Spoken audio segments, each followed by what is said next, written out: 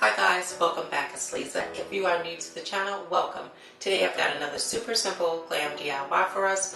We're going to be making a pair of elegant crystal taper candle holders. So what you're going to need, you'll need some of these Angels Tears pendants. They are from Efavormart. Efavormart is an online retailer of event decor, event lighting, event supplies, and so much more. I will have Efavormart's information along with my custom affiliate links in the description box below for you guys to check them out. Now from Dollar Tree you will need one pack of the round Tealight holders. If you're unable to find the round Tealight holders at Dollar Tree, you can use whatever shape they have in stock.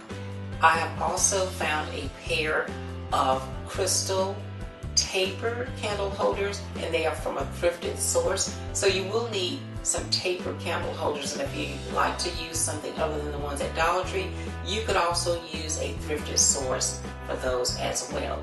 I will be using both hot glue and tacky glue on this project, but if you'd like to make any of the components permanent, please use something like E6000 or an epoxy bond, and that will help to make it permanent. These are the items that we'll need in order to complete these beautiful candle holders. If I decide to use additional items, I will list those in the description box below for you as well. Let's get started.